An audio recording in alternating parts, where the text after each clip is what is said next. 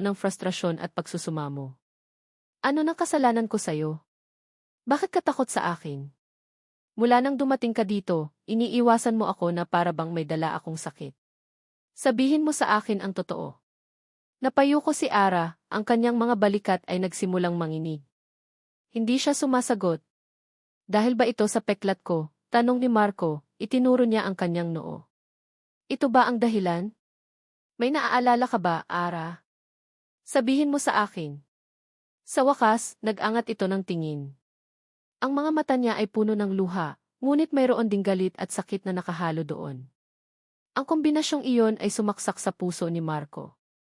Dahil ipinapaalala mo sa akin ang isang bangungot, sabi ni Ara, ang boses niya ay basag at puno ng pait. Isang bangungot na pilit kong kinakalimutan sa loob ng 6 na taon. Bago pa man makapag-react si Marco sa bigat ng kanyang mga salita, isang masayang boses ang pumutol sa kanilang tensyon. Mama! Tito Marco! Sabay silang napalingon. Si Lito, suot ang kanyang pajama, ay tumatakbo papalapit sa kanila, may hawak na papel. Tito Marco, tingnan mo, sabi ni Lito, inaabot nito ang papel kay Marco. Ito si Mama at ito ako. At ito ka. Kinuha ni Marco ang papel. Isang drawing na gawa sa Crayola. Isang babae. Isang bata. At isang lalaking mas matangkad. 3 figura na magkakahawak kamay sa ilalim ng isang araw na nakangiti. Isang pamilya. Ang dibdib ni Marco ay biglang nanikip. Tumingin siya mula sa drawing, kay Lito na nakangiti ng malapad, at pagkatapos ay kay Ara. Ang babaeng umiiyak sa harap niya, ang babaeng nagsabing siya ang bangungot nito, ay ang ina ng batang gumuhit sa kanya bilang bahagi ng kanilang pamilya. Ang kabalintunaan ng lahat ay tila isang malupit na biro. Ang ganda ng drawing mo, Lito, sabi ni Ara, ang boses niya ay pilit at nanginginig. Kinuha niya ang papel mula kay Marco, iniiwasan ang anumang pagdampi ng kanilang mga balat. Pero gabi na. Kailangan mo nang matulog. Hinawakan niya ang kamay ni Lito at akmang hihilahin ito palayo. Ngunit bago sila makalayo, nagsalita si Marco, ang boses niya ay mahina ngunit matalim. Bangungot, ulit niya sa sinabi ni Ara kanina, ang salita ay mabigat at puno ng kahulugan. Anong klaseng bangungot, Ara? Huminto si Ara, ngunit hindi siya lumingon. Naramdaman niya ang titig ni Marco sa kanyang likuran, isang titig na para bang sinusunog siya. Hinigpitan niya ang hawak sa kamay ni Lito. Anak, mauna ka na sa kwarto. Susunod si Mama, bulong niya kay Lito. Tumango ang bata at masayang pumasok sa loob. Iniwan ang 2 matanda sa balkonahe, na napapalibutan ng nakabibinging katahimikan at ng malamig na hangin ng gabi. Nang masigurong wala na si Lito, dahan-dahang humarap si Ara kay Marco. Ang kanyang mukha ay wala ng bakas ng takot. Ang nandoon na lang ay isang malamig na galit, isang galit na itinago niya sa loob ng 6 na taon. Gusto mo talagang malaman, Sir Marco, tanong niya, ang pagtawag niya ng kisser ay puno ng pang-uyam. Gusto mong sariwain ko ang gabi kung saan winasak ang buong pagkatao ko. Natigilan si Marco. Ang bigat ng mga salita ni Ara ay tumama sa kanya na parang isang malaking bato. 6 na taon, patuloy ni Ara, bawat salita ay may kasamang pait. 6 na taon sa Quiapo. Gabi. Isang madilim na eskinita. Naaalala mo ba? Ang isip ni Marco ay naglakbay pabalik. Ang mga pira-pirasong alaala, ang tunog ng sirena, ang ilaw ng ambulansya, ang sakit sa kanyang ulo. Wala nang iba. May nangyari sa akin, sabi ni Marco, ang boses niya ay nag-aalangan. Naaksidente ako. Sabi nila, hold up. Isang mapait na tawa ang kumawala sa bibig ni Ara. Isang tawa na walang bahid ng saya, puno lamang ng sakit. Aksidente. Ganoon ba ang tawag mo doon? Lumapit siya kay Marco, ang kanyang mga mata ay nag-aapoy sa galit. May isang babae sa eskinita na iyon, Marco. Siguro hindi mo na siya naaalala dahil lasing ka. O siguro ayaw mo lang talagang alalahanin. Hinalay mo siya, Marco. At pagkatapos, iniwan mo siyang parang basura. Ang akusasyon ay binitawan sa hangin, matalas at nakamamatay. Ang mundo ni Marco ay gumuho. Ang hangin ay tila nawala sa kanyang mga baga. Hindi't bulong niya, umiiling. Hindi totoo yan. Hindi ko magagawa yan. Hindi mo magagawa, sigaw ni Ara, ang luha ay nagsimula ng bumuhos sa kanyang mga mata. Nakalimutan mo na ba ang peklat mo? Bago ako mawalan ng malay, iyan ang huli kong nakita. Ang peklat mo. Itinuro niya ang noo ni Marco, ang kanyang daliri ay nanginginig sa galit. Kaya huwag mo akong tanungin kung bakit ako takot sa'yo. Huwag mo akong tanungin kung bakit hindi ko kayang tingnan ka. Dahil sa tuwing nakikita kita, ang naaalala ko ay ang gabi kung kailan mo kinuha ang lahat sa akin. Hindi paulit-ulit na sabi ni Marco, ang kanyang mukha ay namutla. Ang kanyang mga alaala ay malabo, ngunit ang sinseridad at sakit sa boses ni Ara ay hindi maipagkakaila. Paano kung totoo? Paano kung may ginawa siyang karumaldumal na bagay na binaon na lang ng kanyang isip? Sa isang sulok ng hardin, sa likod ng isang malaking halaman, nakatayo si Leo. Narinig niya ang lahat.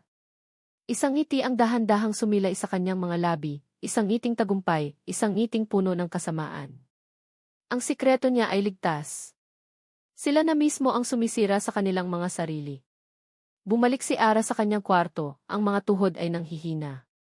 Isinara niya ang pinto at napasandal dito, humahagulgol ng walang tunog. Hinila niya ang isang maliit na bowl mula sa ilalim ng kanyang kama. Kinuha niya mula roon ang isang lukot na dokumento. Ang birth certificate ni Lito.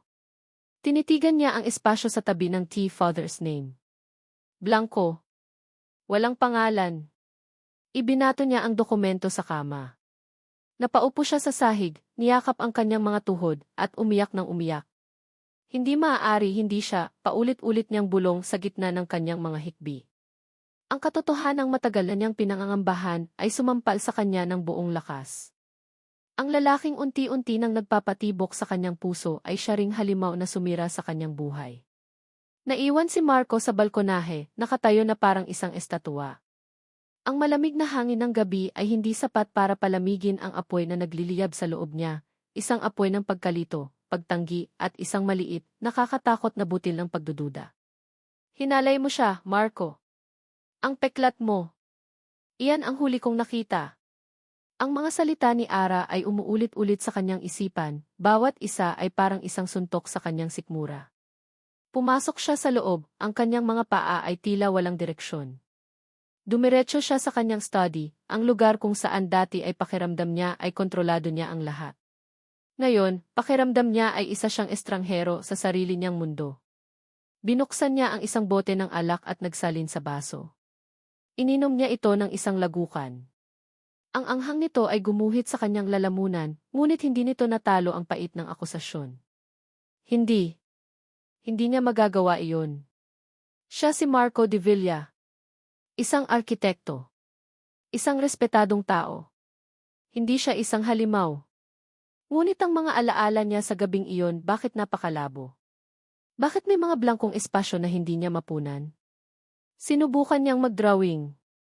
Kumuha siya ng lapis at papel, isang bagay na palagi niyang ginagawa para pakalmahin ang kanyang isip. Sinubukan niyang iguhit ang eskinita na binanggit ni Ara. Ngunit ang mga guhit niya ay magulo, puno ng galit na mga linya at madidilim na anino. Walang anyo. Walang kasagutan. Kinabukasan, ang mansyon ay nababalot ng isang mabigat at hindi magandang katahimikan. Hindi lumabas si Ara sa kanyang kwarto. Sinabi ng katulong na masama raw ang pakiramdam nito. Alam ni Marco ang totoong dahilan. Nakita niya ang kanyang ina, si Doña Elvira, na nakatayo sa labas ng kwarto ni Ara, nag-aalala. Anak, anong nangyari sa inyo kagabi? Tanong ni Doña Elvira nang makita siya. Hindi maganda ang pakiramdam ko dito. Wala po iyon, Mama. Pagod lang siguro siya, sagot ni Marco, iniiwasan ang mga mata ng ina. Pumunta siya sa kanyang ina sa sala, umaasang makakakuha ng kasagutan. Mama, yung gabi na naaksidente ako, ano po ba talaga ang natatandaan ninyo? Nag-isip si Doña Elvira. Ang naaalala ko lang, tumawag ang ospital. Pagdating ko, tulog ka. Sabi ng doktor, may malakas na tama ang ulo mo. May mga galos ka rin. Umuwi ka na lang pagkatapos ng ilang araw, pero parang wala ka sa sarili. Palagi kang tulala. Walang tulong. Walang bagong impormasyon. Nang gabing iyon, habang mag-isa siyang umiinom muli sa kanyang study, kumatok si Leo sa pinto. May dala itong isang baso ng alak. Sir, mukhang malalim po ang iniisip ninyo, sabi ni Leo, inilapag niya ang baso sa mesa. Tumingin si Marco sa kanya. Si Leo. Matagal na siyang nagsisilbi sa kanila. Mapagkakatiwalaan. Leo, may itatanong ako sa'yo, sabi ni Marco. Sa tingin mo, kaya ko bang makasakit ng isang babae? Natigilan si Leo, ngunit mabilis ding nakabawi. Naku, sir, imposible po yan. Kayo po ang pinakamabait na taong kilala ko. Respetado po kayo. Tumango si Marco, bahagyang gumaan ang pakiramdam. Pero hindi pa tapos si Leo. Pero alam niyo naman po, sir, dagdag ni Leo, ang boses ay nag-aalangan. Ang alak, malakas po ang epekto niyan. Minsan, nakakagawa tayo ng mga bagay na hindi natin sinasadya, mga bagay na hindi natin naaalala. Ang maliit na ginhawa na naramdaman ni Marco ay biglang nawala. At sir, sabi pa ni Leo, na para bang may isang bagay na ayaw sanang sabihin. Minsan po, ang nakaraan mas mabuti nang hayaan na lang na nakabaon. Baka mas marami pa pong masaktan kapag hinalukay. Umalis si Leo, iniwan si Marco na mas lalo pang nalilito. Ang mga salita ni Leo ay tila isang babala. Kinabukasan, alam ni Leo na kailangan niyang tapusin ang laban. Habang wala si Marco, kumatok siya sa kwarto ni Ara. Maam Ara. Binuksan ni Ara ang pinto. Namumugto ang kanyang mga mata at halatang hindi siya natulog. Bakit, Leo? May iniabot si Leo na isang brown envelope. Maam Ara, pasensya na po. Aksidente ko lang pong nakita ito habang nagliligpit sa lumang bodega. Isa pong lumang dyaryo. Baka po gusto ninyong makita. Kinuha ni Ara ang envelope. Sa loob, isang naninilaw na pahina ng dyaryo. Isang maliit na balita sa isang sulok ng pahina. Ang headline, babae, hinalay sa isang eskinita sa Quiapo. Nanginginig ang mga kamay ni Ara habang binabasa ang artikulo. Ang petsa ay tumutugma. Ang lugar ay tumutugma. At pagkatapos, nabasa niya ang deskripsyon ng suspect, base sa isang nakakita di umano mula sa malayo.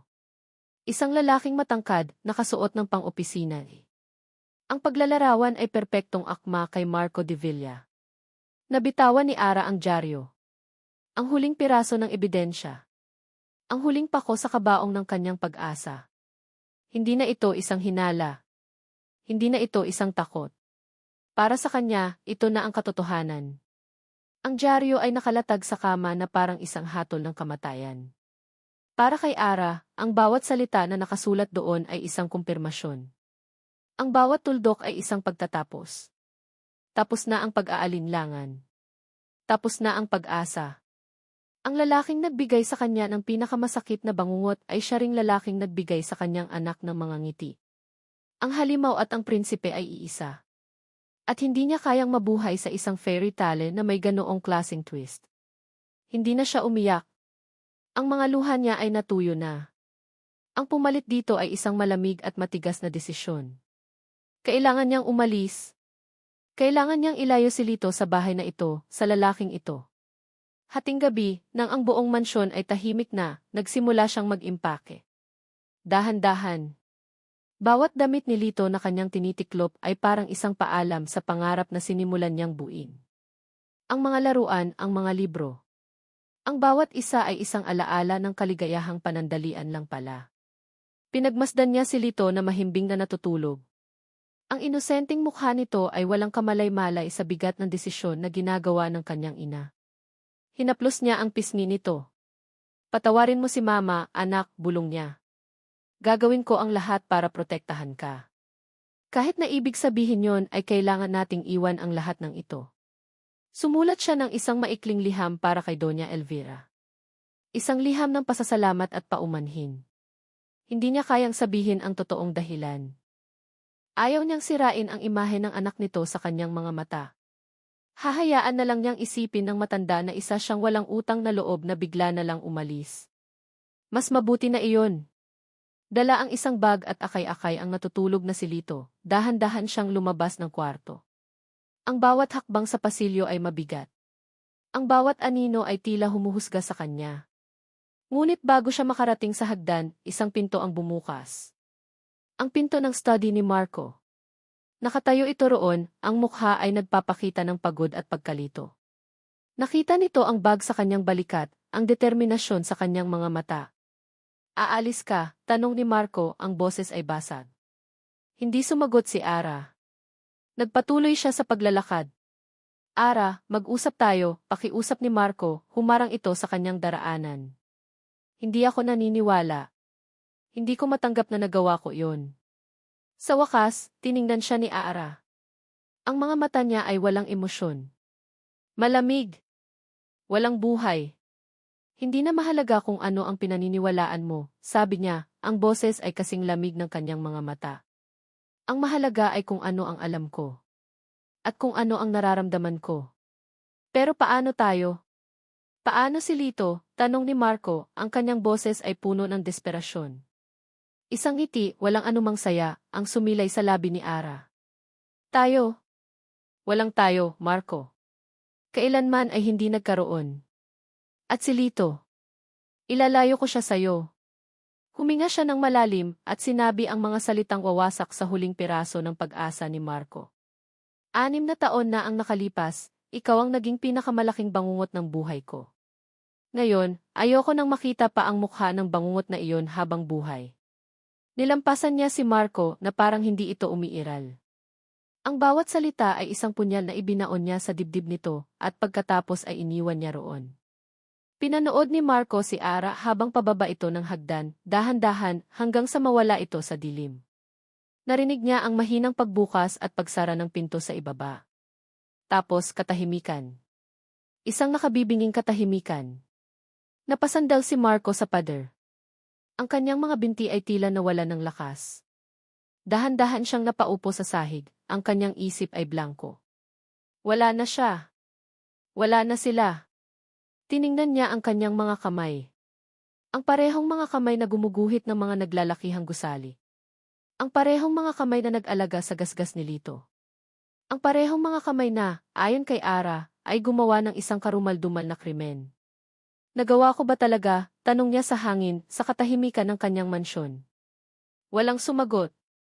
Ipinatong niya ang kanyang ulo sa kanyang mga tuhod. Sa unang pagkakataon mula noong siya ay bata pa, naramdaman ni Marco ang mga luhang dumadaloy sa kanyang mga pisngi. Ang lahat ay nawala. At ang pinakamasakit sa lahat, hindi niya alam kung sino ang dapat sisihin, si Ara ba, ang tadhana, o ang sarili niyang nakalimutang nakaraan. Kinaumagahan, ang sikat ng araw ay tila isang insulto. Para kay Marco, ang liwanag nito ay nagpapakita lang ng lalong kadiliman sa loob ng kanyang mansyon, sa loob ng kanyang buhay. Hindi siya natulog. Buong gabi siyang nakaupo sa sahig ng pasilyo, sa parehong lugar kung saan siya iniwan ni Ara. Ang mga salita nito ay paulit-ulit na tumatakbo sa kanyang isipan, isang sirang plaka ng sakit at akusasyon. Natagpuan siya doon ng kanyang ina, si Doña Elvira. Ang mukha nito ay puno ng pag-aalala. Sa kanyang kamay, hawak nito ang liham na iniwan ni Ara.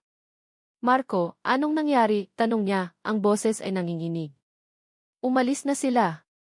Hindi sumagot si Marco. Tumingin lang siya sa kawalan. Kasalanan ko ito, bulong niya. May nagawa akong masama, Mama. Isang bagay na hindi ko na maalala.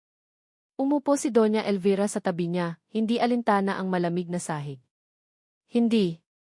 Hindi ako naniniwala, mariin niyang sabi. Kilala kita, anak. Mula pagkabata, hindi ka marunong manakit ng kahit sino. Pero Mama, si Ara ang sakit sa mga mata niya. Hindi iyon kasinungalingan, sabi ni Marco, ang kanyang boses ay puno ng pait.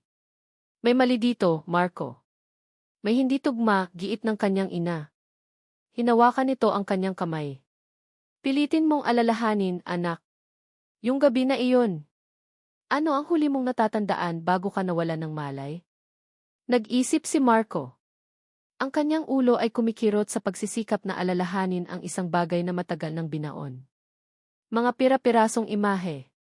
Madilim na eskinita. Isang sigaw. Iyon lang. Isang sigaw, Mama. Sigaw ng isang babae, sabi niya. Biglang nanlaki ang mga mata ni Doña Elvira. Tila may isang bagay siyang naaalala. Marco, noong dinala ka namin pauwi mula sa ospital, mailagnat ka. At sa gitna ng iyong pagdedeliryo, may sinasabi ka ng paulit-ulit. Tumingin si Marco sa kanyang ina. Ano po iyon? Huminga ng malalim si Doña Elvira bago sumagot. Ang sabi mo, kailangan kong iligtas siya. Hindi ko siya nailigtas. Ang mga salitang iyon ay tumama kay Marco na parang isang malakas na sampal. Hindi sinaktan ko siya. Hindi't may ginawa ako sa kanya. Kailangan kong iligtas siya. Isang maliit na kislap ng pag-asa ang sumibol sa kanyang dibdib. Isang pag-asang napakaliit, ngunit sapat na para bigyan siya ng lakas. Tumayo siya. Ang pagod at pagkalito sa kanyang mukha ay napalitan ng isang bagong determinasyon. Hindi na ito para kay Ara. Hindi na ito para maibalik pa ang tiwala nito. Ito ay para sa kanya. Para sa sarili niya. Kailangan niyang malaman kung sino siya sa gabing iyon, isang halimaw o isang taong sumubok tumulong at nabigo. Leo, sigaw niya. Mabilis na lumitaw si Leo. Sir, ihanda mo ang sasakyan. Pupunta tayo sa Quiapo. Nagulat si Leo, ngunit mabilis itong nakabawi. Masusunod po, sir. Bumalik si Marco sa lugar. Sa eskinita. Ang parehong lugar na laman ng kanyang mga bangungot at ng mga akusasyon ni Ara. Naglakad siya, sinusubukang hanapin ang anumang bagay na maaaring magpaalala sa kanya. Mga pader na may graffiti. Mga basurahan.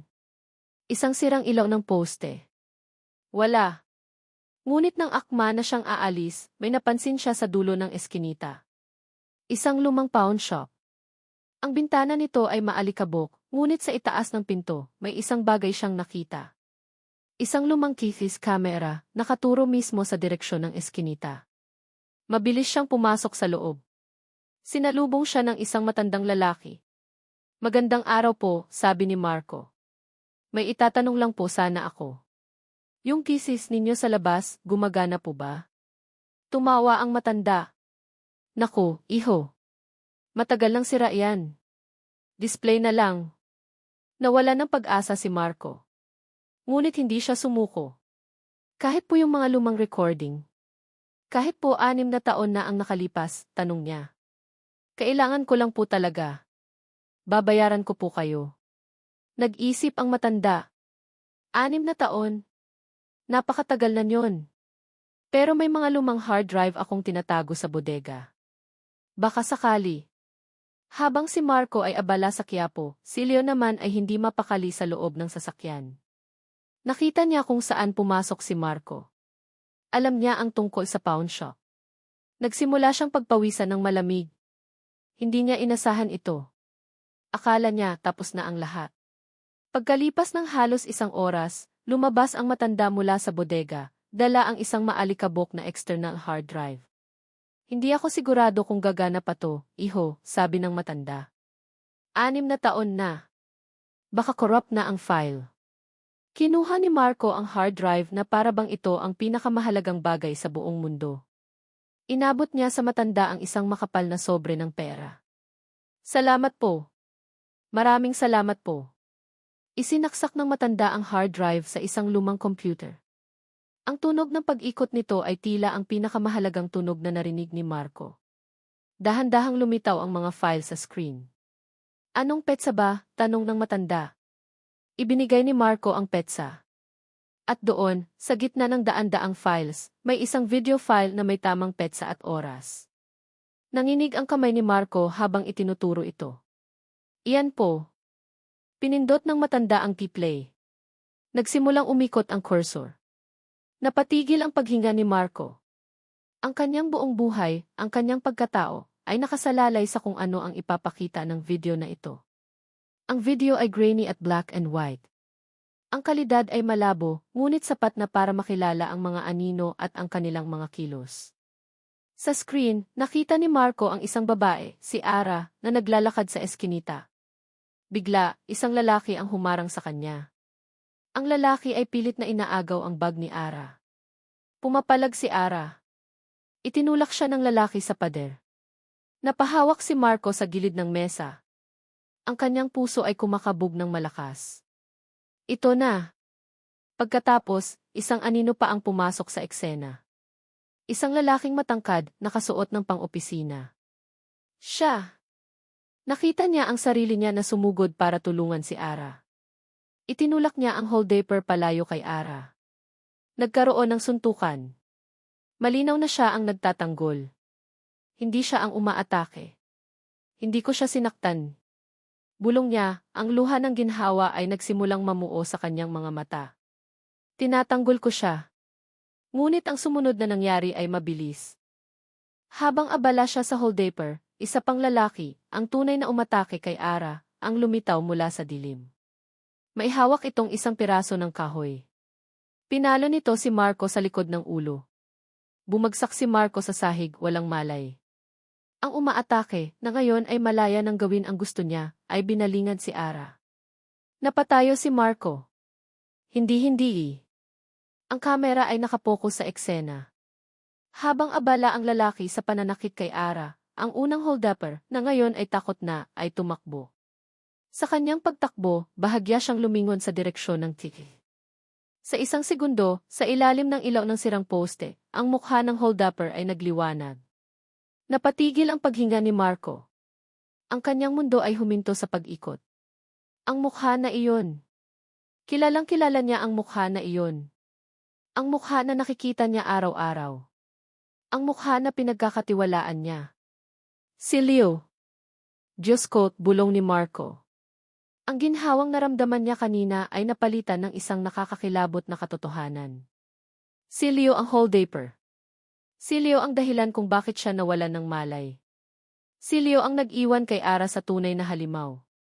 Hindi na niya kailangang malaman kung sino ang pangalawang lalaki. Ang mahalaga, alam na niya kung sino ang nagtraidor sa kanya.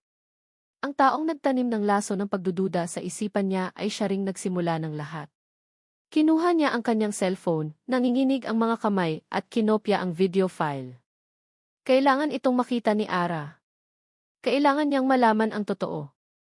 At kailangan niyang protektahan si Ara mula kay Leo. Salamat po, sabi niya sa matanda at kumaripas ng takbo palabas. Sa isang maliit at masikip na apartment na nahanap niya, sinusubukan ni Ara na buuin muli ang kanilang buhay. Sinabi niya kay Lito na sila ay nasa isang bagong adventure. Ngunit sa gabi, kapag tulog na ang kanyang anak, ang katotohanan ay bumabalik para multuhin siya. Ang mukha ni Marco. Ang sakit sa mga mata nito nang iwan niya ito. May isang parte sa kanya na gustong maniwala sa pagtanggi nito. Ngunit ang ebidensya, ang peklat, ang lugar, ang panahon, ang dyaryo ay napakalinaw. Isang katok sa pinto ang pumutol sa kanyang pag-iisip. Sino naman kaya ito? Wala siyang pinagsabihan kung saan sila lumipat. Dahan-dahan siyang sumilip sa butas ng pinto. Nanlamig ang buo niyang katawan. Si Leo. Nakatayo ito sa labas, may isang ngiti sa kanyang labi na hindi niya pa nakikita dati. Isang ngiting malamig at mapanganib. Maam Ara, sabi ni Leo mula sa labas, ang boses ay kalmado ngunit may pahiwatig ng panganib. Alam kong nandyan ka. Kailangan nating mag-usap. Hindi siya kumibo. Umatras siya, dahan-dahan. Hinanap ng kanyang mga mata si Lito na natutulog sa sofa.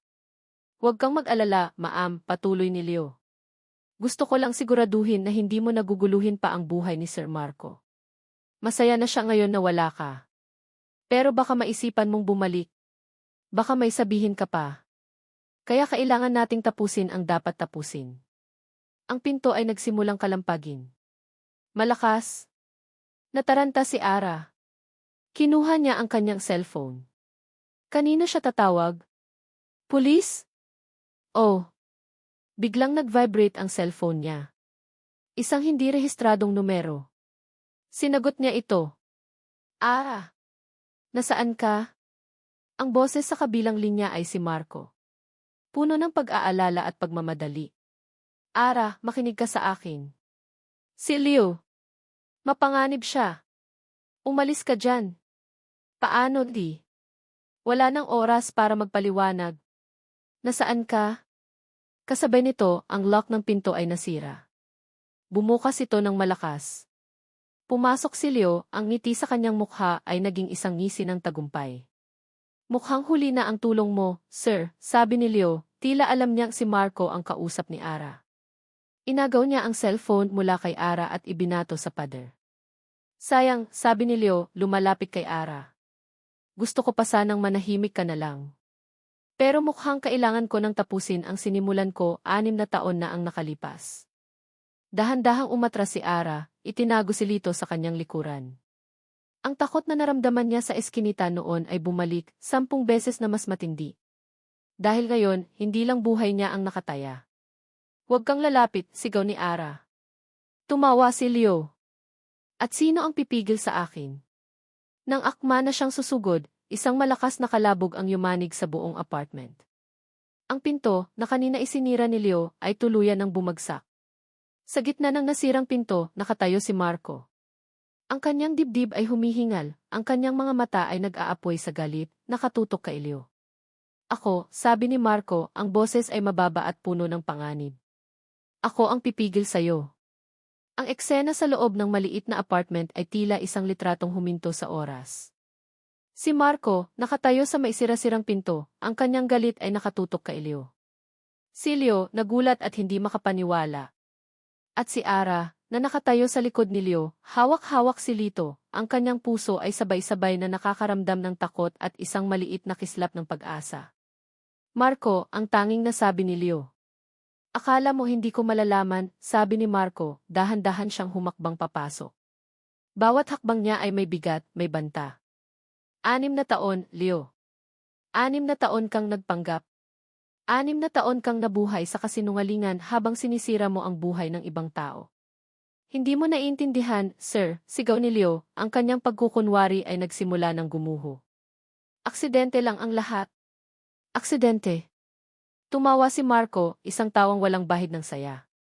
Aksidente bang iwanan akong walang malay sa sahig?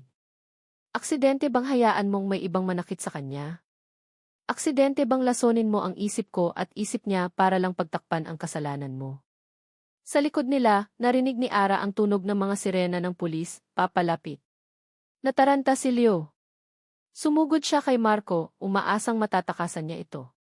Ngunit ang galit ni Marco ay nagbigay sa kanya ng lakas. Sinalubong niya ang sugod ni Leo.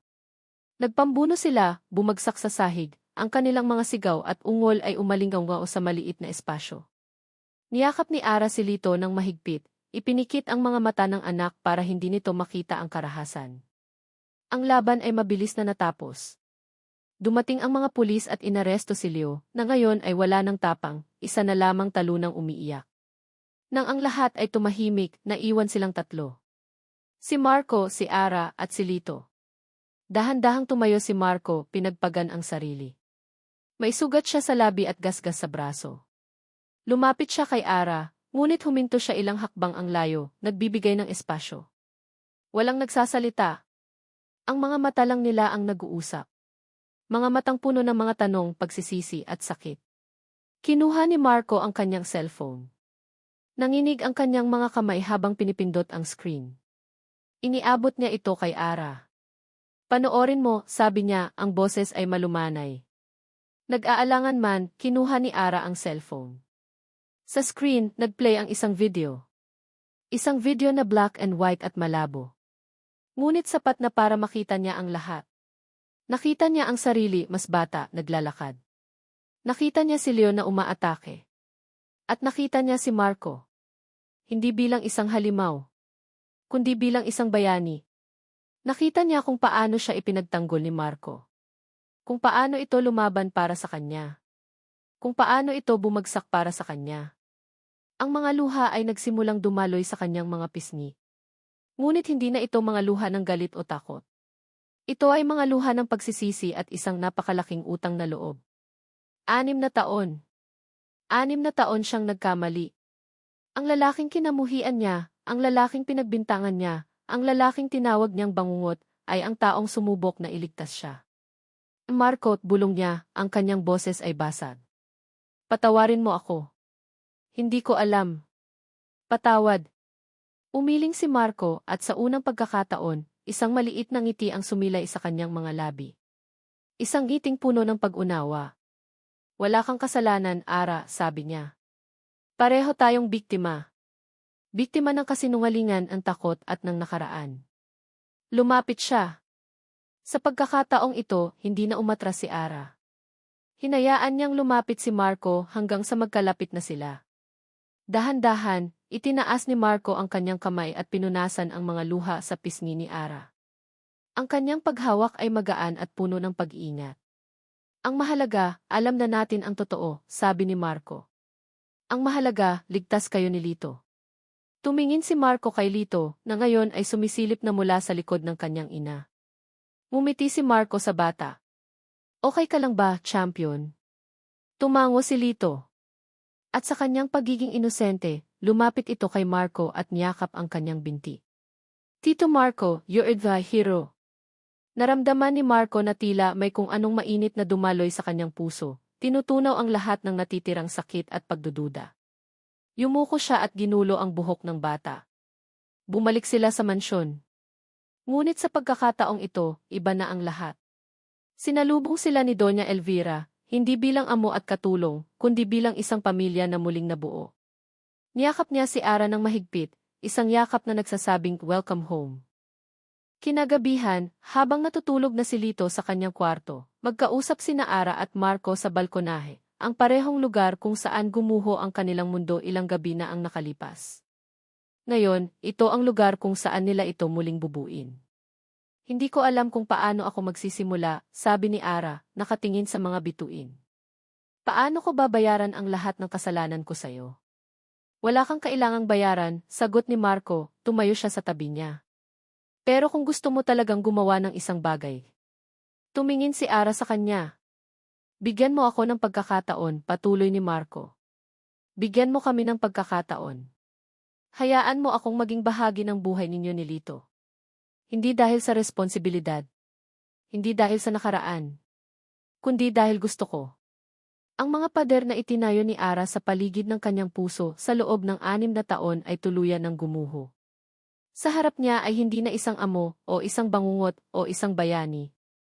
Ang nasa harap niya ay si Marco, isang lalaking may mabuting puso na nasaktan din, ngunit handang magmahal. Tumango siya, isang ngiti na puno ng pag-asa ang unti-unting sumilay sa kanyang mga labi. Marco, bibigyan kita ng pagkakataon. Makalipas ang ilang buwan, sa isang maaraw na hapon, ang hardin ng mansyon ay puno ng tawanan. Tumatakbo si Lito, hinahabol ang isang paru-paro. Nakaupo sa isang bench si Ara, pinapanood ang kanyang anak, ang kanyang mga mata ay puno ng kapayapaan na matagal na niyang hindi naramdaman. Lumapit si Marco at umupo sa tabi niya, may dalang 2 baso ng juice. Iniabot niya ang isa kay Ara. Nagkadikit ang kanilang mga kamay at sa pagkakataong ito, walang pag-iwas. Isang kuryente lang ng pagmamahal. Pinanood nila si Lito na masayang naglalaro. Tingnan mo siya, sabi ni Ara. Napakasaya niya. Masaya tayong lahat, pagtatama ni Marco, hinawakan niya ang kamay ni Ara. Tumingin si Ara sa kanya, sa lalaking may peklat sa noo. Ngunit ngayon, hindi na takot ang nakikita niya. Ang peklat ay isa na lamang paalala, isang paalala na ang pinakamalalim na sugat ay kayang paghilumin ng katotohanan, pagpapatawad, at ng isang pag-ibig na mas matibay kaysa sa anumang kasinungalingan. Sila ay isang pamilya. Hindi binuo ng dugo, kundi binuo ng mga sirang piraso na pinagdikit-dikit ng tadhana. Isang pamilyang nagsimula sa mga baraha at kasinungalingan, ngunit nagtapos sa isang pag-ibig na totoo at walang hanggan.